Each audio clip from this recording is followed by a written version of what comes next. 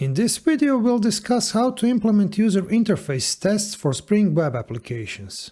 We'll explore the role of automation frameworks and see how to integrate these tests in a way that's suitable for CI/CD environments. User interface testing is a mechanism to test aspects of software that user comes into contact with. In other words, testing application frontend with user interaction. To perform this functional end-to-end test, we need to introduce additional automation tools that are able to interact with the user interface of the application under test. They can identify objects on screen, such as inputs, buttons, enter data, and press buttons and perform other actions. These actions can be defined as a series of steps and recorded, then replayed to replicate the user activity.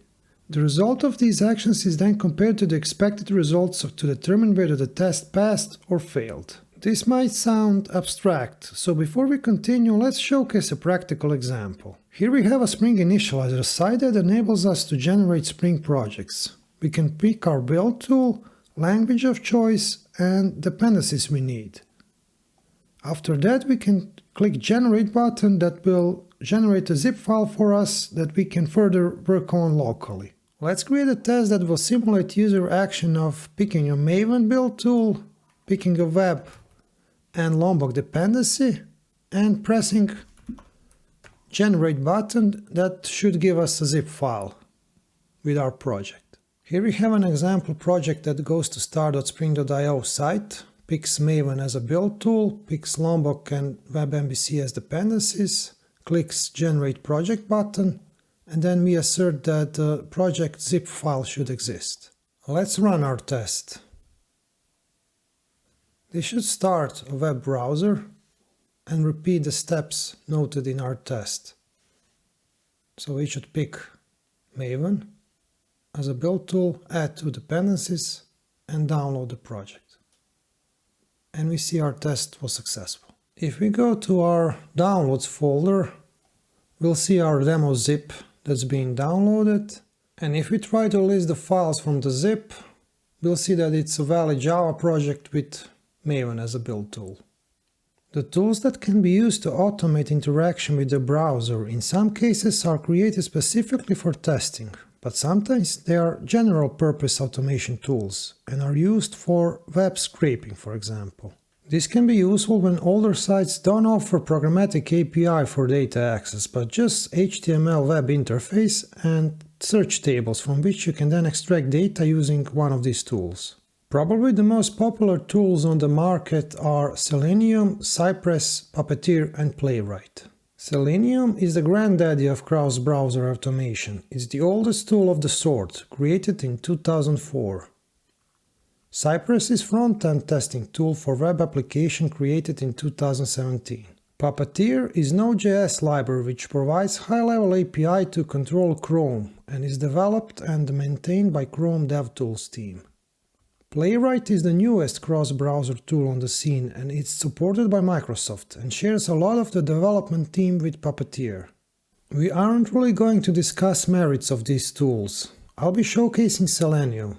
But not because of the tool itself, but because of its supporting infrastructure that arose around the tool, because it's been on the scene so long. Especially relevant for JVM ecosystem because of the S-tier, meaning superb testing tool Selenide, which was built on top of Selenium. Testcontainers integration library also has first-class support for Selenium, and there's great infrastructure options for parallel testing, etc. To return to the topic of web, you'll know from personal experience of using the web that it has temporal and asynchronous nature. So one of the hardest issues these tools have to solve is when asserting that an element should be on the page and basing your test on that is resolving whether an element isn't on the page, which is a failing test, or an element isn't on the page yet. For example, you'll know from personal experience that some searches might take seconds to load data. If you're planning to test search functionality, you'll need to have a test that accounts for that. And the way you solve these types of problems is to wait a certain amount of time, so-called timeout period, and if the element you expect does not appear in that time, you'd have a failing test. Let's now discuss what are the basic components of Selenium library to get familiar with the terms. Selenium is an umbrella project for a range of tools and libraries aimed at supporting browser automation. The core of Selenium is Webdriver. Webdriver is World Wide Web Consortium recommendation for remote control interface that is platform and language neutral protocol and offers a way for programs to remotely instruct the behavior of web browsers. Webdriver from one side has platform agnostic API that offers bindings for popular languages like JavaScript, Java and Python, and from other has driver interface. Selenium outsources driver implementations to browser vendors and all major browsers to provide implementation, including Chrome, Firefox, Edge, Safari, etc. Normally you'd be expected to install appropriate web browser driver for the web browser you're trying to automate, but when I mention maturity of the Selenium ecosystem, especially on the JVM, it's one of the areas it's all been taken care for you by just including the WebDriver Manager dependency in your project. We've discussed how UI tests are by nature slow with implicit and explicit waits. If you are serious about testing and compatibility of your app across various browsers and resolutions, you might run some tests across matrix of environments which could lead to extremely slow test suites. To address the issue, Selenium has the notion of grid testing, where you offload your test to remote machines and route commands and execution of your WebDriver scripts to remote browser instances. Tests then run in parallel on multiple machines and allow testing on different browser versions and cross-platform testing. To test our projects on the JVM, we won't be using Selenium directly, we'll be using Selenide, which is a library built on top of Selenium. So what is Selenide and where does it fit in? It's a tool built on top of Selenium WebDriver, and where Selenium is a general tool for browser manipulation, Selenide tries to be a very specific tool for automated testing.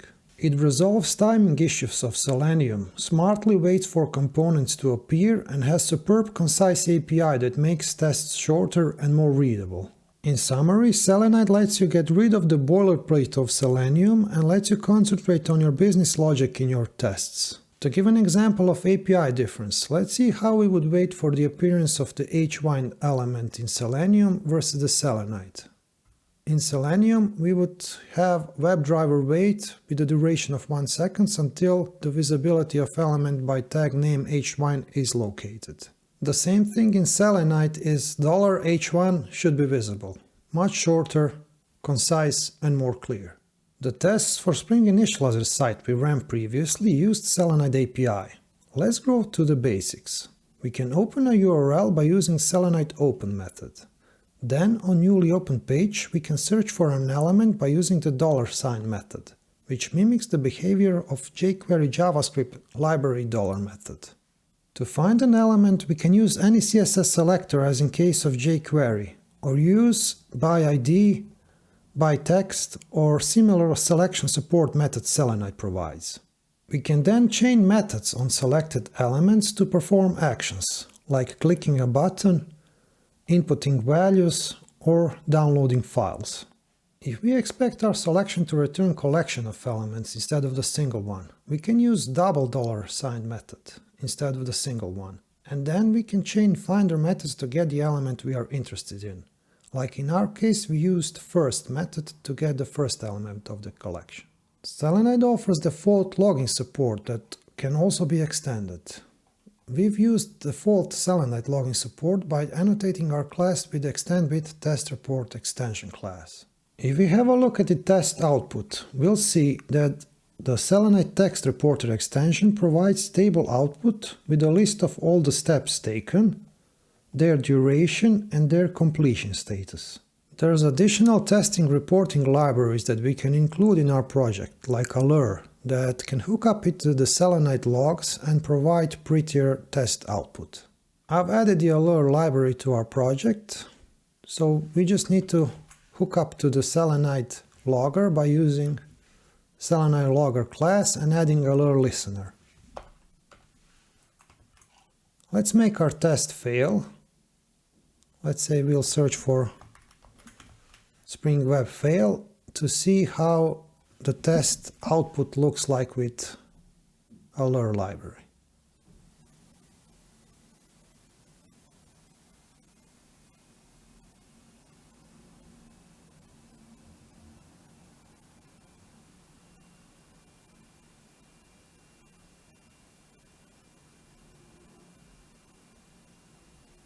and our test failed, as expected. First we can go to our test and see our default Selenide logger. We see that the click step failed. And to get a prettier output, we've included the Allure plugin. Into our project we can run Allure serve that will look for our tests and generate prettier HTML output.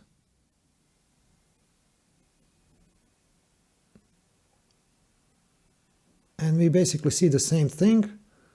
We can drill down to our tests, see the steps that failed, have a screenshot and the page source of the failed test. But this is something also Selenide defaultly provides, so Allure is just a prettier output, doesn't give any additional functionality. We don't need to configure anything for Selenide to work. It instantiated WebDriver for us and provides other reasonable defaults like 4-second timeout time. If we need to customize defaults, we can use configuration object and simply set up values we need to be overridden. Like in this example, I've used Firefox instead of the Chrome browser and set up the target directory instead of the build directory Selenide defaultly uses to be the output directory for our failed test screenshots and page sources.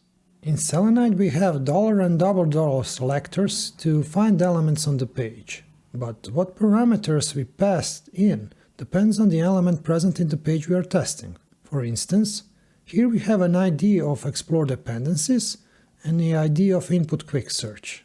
I've found those IDs by examining Spring Initializr site. If we go to Spring Initializr site and inspect Add Dependencies button, we'll see that it has the ID of explore dependencies. And if we press the button, we'll see that the input has the ID of input quick search. That's how you get to the selectors you need to use, by examining the site itself. One of the issues when running these tests is that they require a machine that runs the test to have specific browsers or even a desktop environment installed, which might be impossible in CI/CD environments. Testcontainers integration library provides solution for that by giving us Docker containers with required compatible browser versions and the ability to run tests via remote driver instance. They even have screen recording functionality enabling us to watch videos of our tests. Let's go through a use case we'd like to test in our real Spring Web application. We'd like to test the ability of our users to sign up. Test 1, 2, 3, 4, and then log in with newly created user. That should lead us to the users page where we have the ability to change password. So we'll say the old password is 1234, the new will be 987654. 987654. Change password. And then when we log out and log in with our test user, we should be able to log in with the new password. And we do. This is a Spring application, and in order to adopt end-to-end browser test for continuous integration environment, we'll use Testcontainers library, which offers module for WebDriver container. This container is fully compatible with Selenium tests by providing remote WebDriver instance. We don't need to have specific web browser or even desktop environment installed on machine that's running tests. The only dependency is Docker installation and our Java JUnit test suite. Exactly what we can ensure in our CI/CD environments. Keep in mind that the driver is now running in an isolated Docker container and we access it via remote driver, over which we'll manage in-container browser via our test scripts. Another thing we'll do for our Spring Boot test is to spin up real Tomcat servlet test environment, which will give us random port. That's why we need to expose the host port we want to access within the browser WebDriver container. Exposing the host port needs to happen after we start our Tomcat server, but before we start the Docker container. As far as the dependencies we need to include in our project, we already have Testcontainer dependency and Testcontainer JUpiter dependency. We also need to include the Selenide and Testcontainer Selenium module. Selenide dependency transitively includes Selenium API, Selenium Java and Driver Manager dependency, so we don't need to include them explicitly. Let's have a look at the base class we'll use for our end-to-end tests. First, it's annotated with Spring Boot tests, and the web environment property is set to random port, which will spin up servlet container on random port. We have a field for our browser WebDriver container, that's our test container. And before all, we need to first wait till our servlet starts so we can get the port it started on. And then we can expose the port to our test containers. Only after that we can start our browser container. After our browser container starts, we can get a hold of the WebDriver and set up Selenide to use that WebDriver. Keep in mind that the driver is now running in an isolated Docker container and we can't use localhost to refer to our applications. Instead, we need to use a special syntax, host.testcontainers.internal, and then also the port, the random port that our servlet container started on. And we can set this up to be our configuration base URL. Another pattern that's commonly used in UI tests is page object pattern, where we encapsulate selectors for items on our page and expose actions available on pages in a class. If our HTML page changes, we then only need to change selectors in one class. Also, what's cool about these selectors is that they are lazy. Meaning Selenide will only try to find element on a page when selector is used, and not when the class is instantiated, as at that point page does not exist at all, and selecting an element on non-existing page wouldn't make sense and would fail. In our application we made page objects for our home page, our login page, sign up page, as well as the users page. We also made a class for our menu that has sign up, login and logout buttons, as well as the sign up, login and logout methods. We can also expose our selectors that we think our tests will make assertions on. So this header Selenide element is public. We can then use our page objects in our end-to-end test. And we have two tests. First is that home page is accessible. That's just a simple test that opens a home page and asserts that the header should be Spring Social to Cloud. And the second test is the more complex test that users can sign up and change passwords. And now we see that our users can sign up and change password test reads fluently and basically repeats the steps we've done manually. So we open the home page, we click the sign up button, we fill the sign up form, then we press the login button and log in with a newly created user. We should be redirected to the users page, so our users should have a text of test, which is the username. Then we click the change password on our user page and we change the password to 987654. We log out, we try to log in again with the same user with the changed password, and we should be redirected to the users page.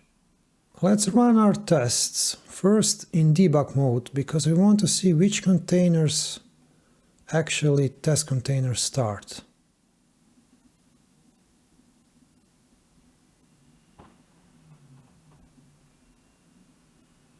If we run docker ps command, we'll see a couple of containers started. One is Testcontainers React, which is a repo container responsible for container removal and automatic cleanup of dead containers at the JVM shutdown. We also have a Postgres database started, and we have Selenium standalone Chrome container, as well as the VNC recorder that we can use to record videos of our tests. So let's continue with our tests, and we see that our both tests pass. And since we included text report for our Selenide, we see that for these complex tests all steps are logged in, and we see the milliseconds it took for them to run, and we see that they all passed. Let's see how would our test behave in a case of failing tests. So we'll run the home page is accessible and deliberately fail it, just to see what's happening.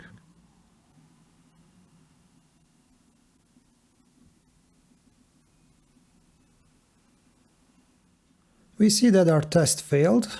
If we have a look at the details, we'll see that expected test contained word fail, but the actual text did not contain the word, and we'll also see the text report, with a step that failed. Additionally, Selenide includes images of the failing page as well as the HTML, so we can inspect that further if we have the need to. This concludes our look at the UI end-to-end tests in Spring ecosystem using excellent Selenide testing library and test container integration library. End-to-end tests are expensive, but with new tools at our disposal, they are no longer complicated as they used to be.